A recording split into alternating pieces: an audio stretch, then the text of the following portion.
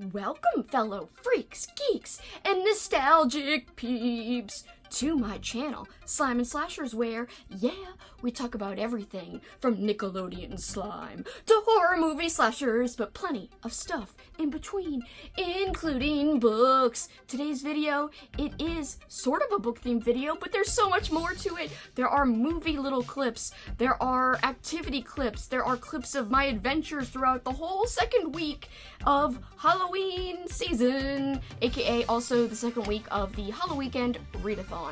Alright guys, so this is future Kelsi, and I'm gonna send you back to past Kelsi, to back when I was in the middle of celebrating the second weekend of Halloweekend. So without further ado, let's go to this short intro, and then past Kelsi will take it away.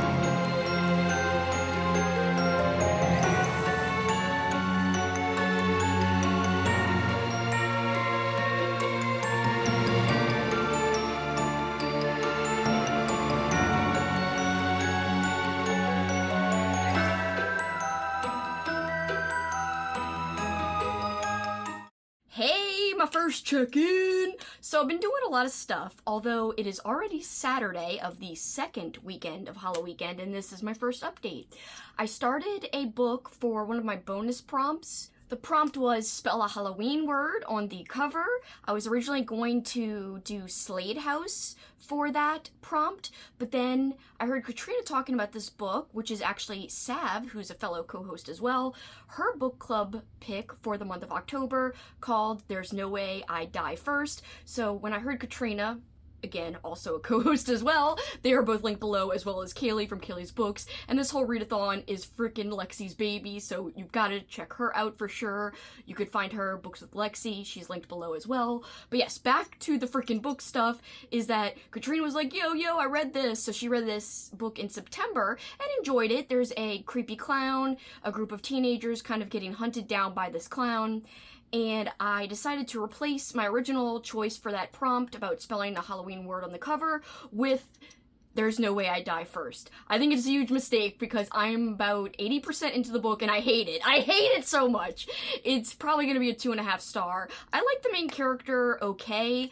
She is likable, but I think all of the main characters, or all of the characters in general, I don't know about the clown, but all of the characters are rich. And I think that's the big downfall of the book, is that it's really hard to relate to these characters, but they're also not outright unlikable either. So it's like this weird gray zone area where you don't know how to feel.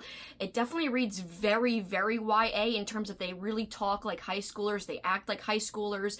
There's like a life and death scenario and there's like a mini romance happening. Like, I don't like it at freaking all. I don't think it's living up to my expectations. I will say it is a kind of poor man's Taste Like Candy. So there's this book I love, it's a slasher. Some people say that it is kind of YA feeling. I don't think it reads YA because there's brutal kills in it, but I feel like Taste Like Candy is so much better if you're looking for a fun seasonal slasher with crazy creative kills, with great characters that you can root for. They are very smart, well-to-do high school girls, but like they're very likable and you get to really, really know them. And there's just something about those group of characters that I like better than this group of characters that I'm following in this book, There's No Way I Die First. Like I said, the main character, she is likable enough, but overall it's just like they're all like, oh, I'm rich and I decorated my room in an all-white color scheme for this wonderful party that I'm giving when my parents are flying off out of town, and it's like, I cannot relate to this and I don't like it, and I just kicked the camera, so I'm sorry. And my earrings are jingling. If you hear something, these are like, they're bells. They're little Halloween bells. I got these off of Etsy, so I will link the store below if you want to know where I got them. I am wearing a Halloween-y shirt. It glows in the dark, but you can't tell right now, obviously, because it's not dark. But it's a skeleton Mickey Mouse! Alright, so I'm about to host sprints. I can't check in for long. So I am about to finish that book that I just told you about, the YA book. I also kind of started Slade House. I may finish it this month. I may wait till another month to finish it. The reason I stopped reading it was because I wasn't super crazy about the narrator in the audiobook, because it was a British narrator and I really had to slow it down to understand, and I just thought it was kind of dry the way the person was narrating, because it's from a little kid's perspective. So it is what it is, whatevs, it's fine. I might go back to that. I hear that it's a weird book and I love weird books, so we will see if I am in the mood for that audio at another time. Other than that, I am reading for my main reading prompt about Match a Monster. I got Werewolf, and the book I chose was Sellers by John Shirley. And I chose the old school looking cover, which actually has like a snarling looking dog, but it looks more like a wolf to me. Anyway, I'm counting it as matching my werewolf monster from the wheel, and I'm enjoying it so far. I'm 30% in. There is no audio, so I'm reading it on my Kindle. Can't hold it up for you, sorry. This check-in sucks because I can't hold anything to show you guys, because I don't have any of these books physically at all. So it is what it is, but that is my progress. 30% into my main reading prompt book, 80% into the bonus reading prompt book, and about to host sprints and do some diamond painting, which I'll show you guys later. I'll also show you my thematic socks that I have on right now. I'm feeling very thematic and spooky, and me and Paul are gonna have pumpkin beer tonight. Yes, bitch, yes. I'm excited. I got my little freaking bracelet on. There's pumpkins on it.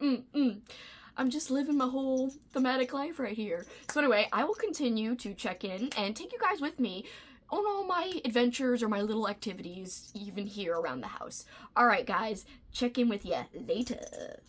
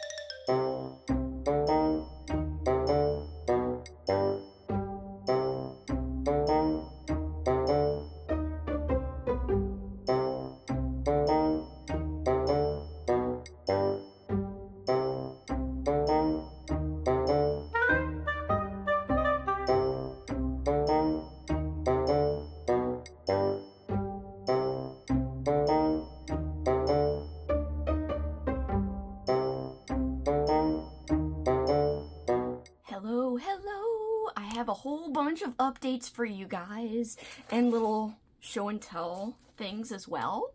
So I am still reading my main prompt book for the second weekend of Halloweekend, even though it is the day before the third weekend is set to begin. But have no fear, I am 82% in, and that book is Sellers by John Shirley. I'm 82% in, as I said, and I should definitely finish it tonight at some point. I'm actually going to be doing sprints with my friend Kat later, and then Patreon sprints with my Kelsi corns. That's what I call them.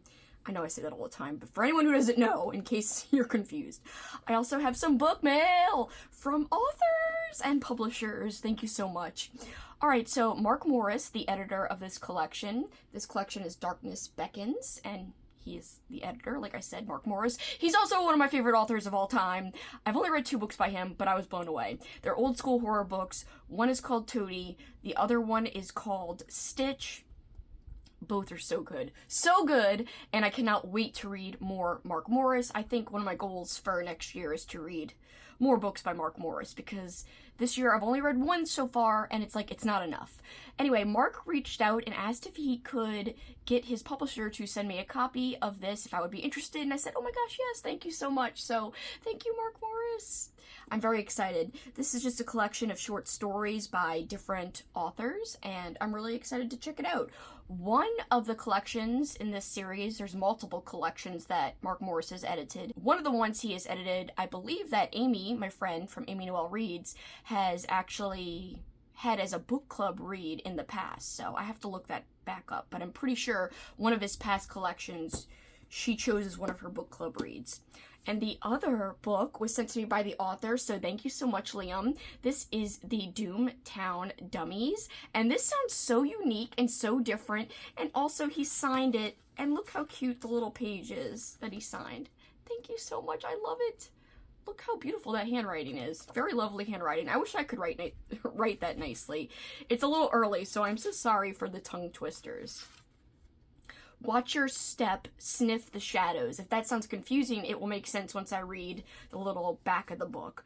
Colette Planchette talks to the dead with a supernatural sense of smell. This comes in handy considering her best friend Lucian is a ghost. When the pair find themselves in a village of eerie shop window dummies, it quickly becomes clear that someone or something is watching.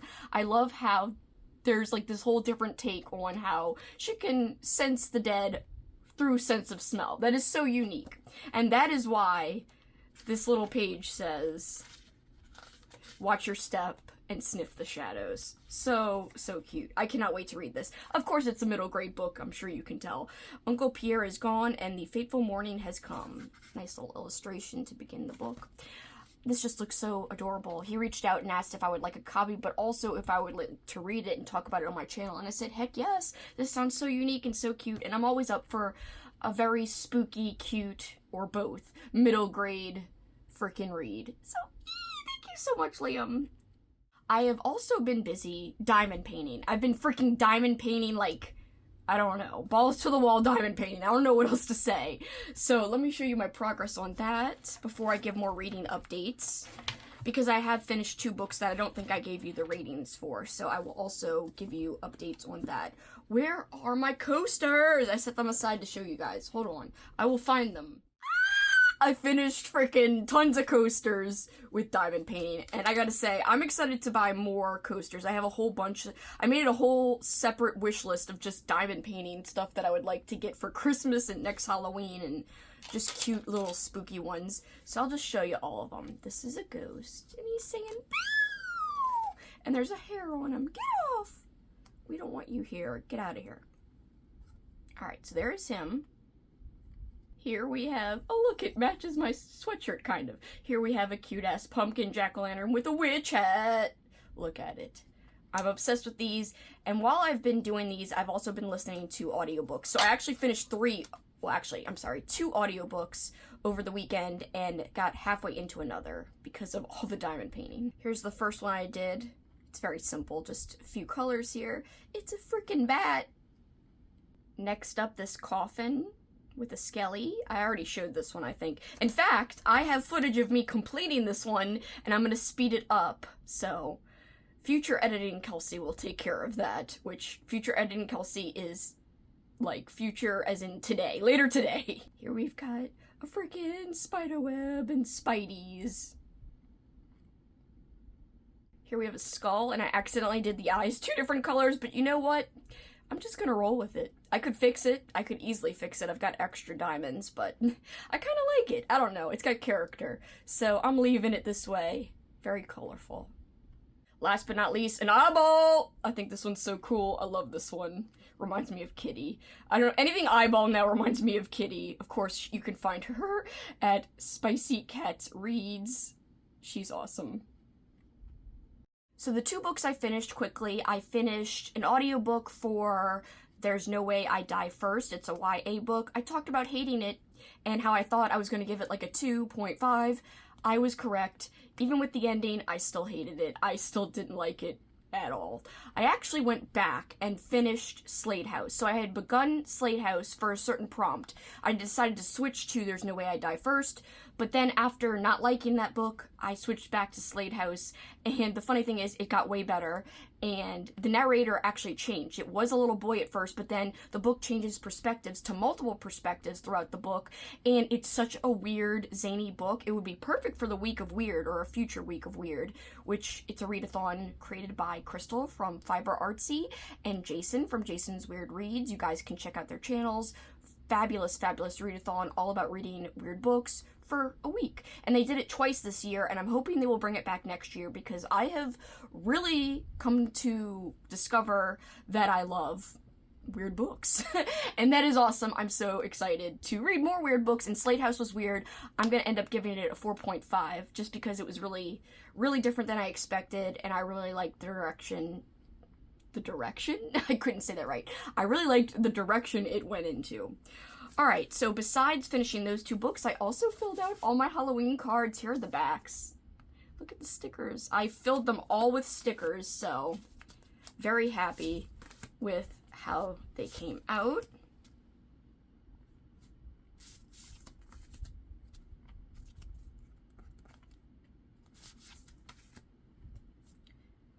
Let's see.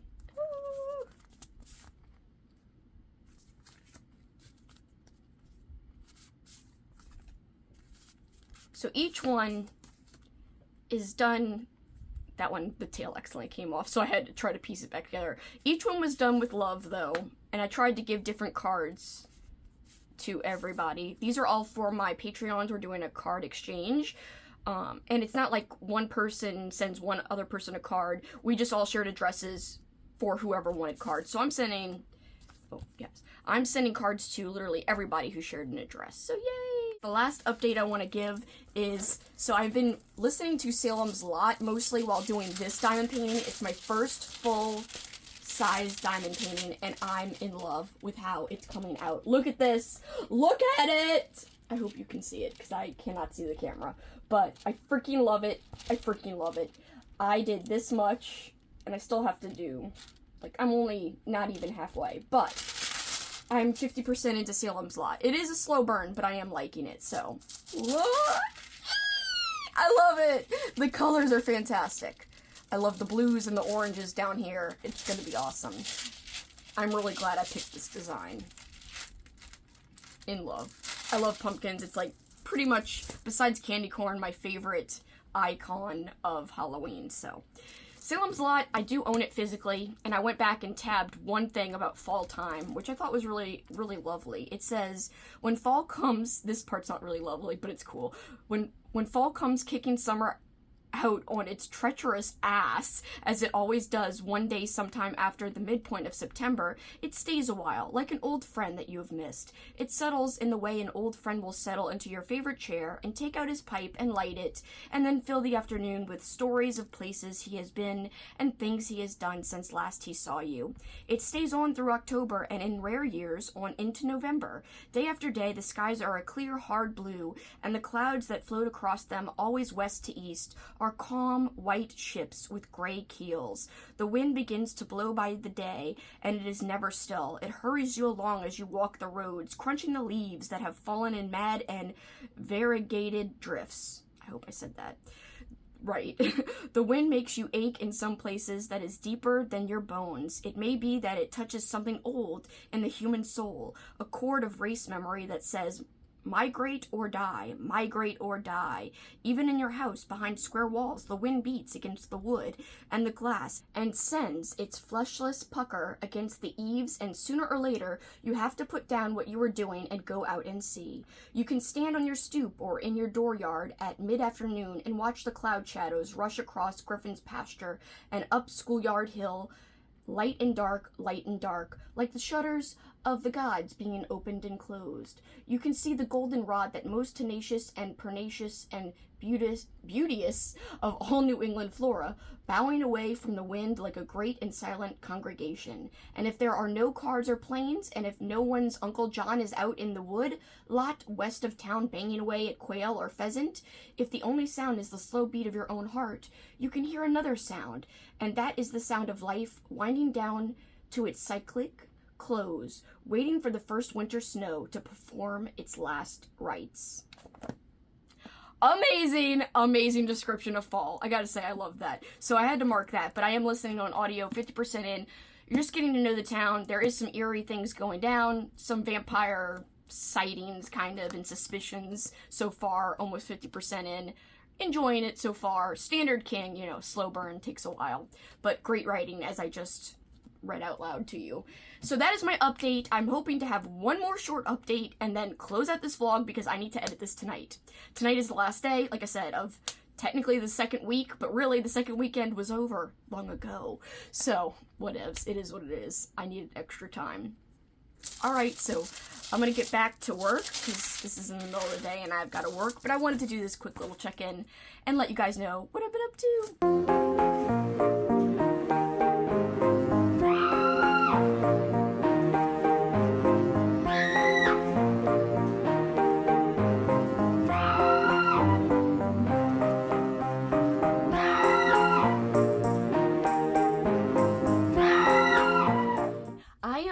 Many hours later, I have finally finished the book.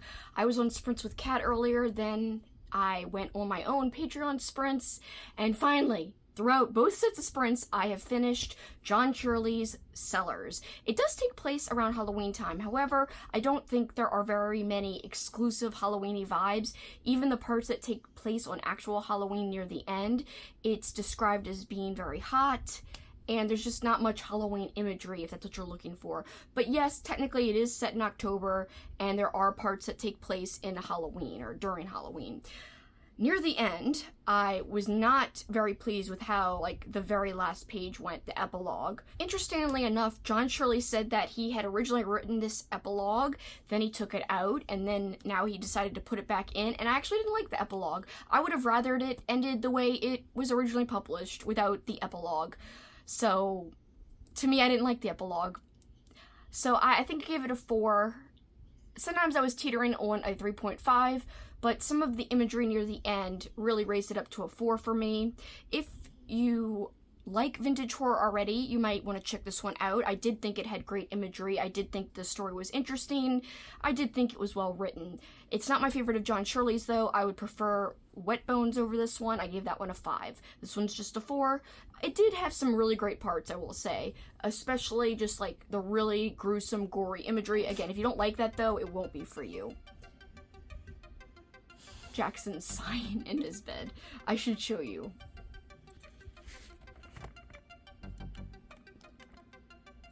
Jax! Jax! Anyway, he's all cozy. Oh, how cute. He's adorable. Alright guys, so that was my wrap up. I had a great second weekend, and tomorrow starts the third week, or third weekend, whatever you want to call it. So there will be more spooky goodness and fun-filled adventures from me. But for this time, that's it for me. Till next time, guys, you know what you can do. Keep on killing it. Bye, guys.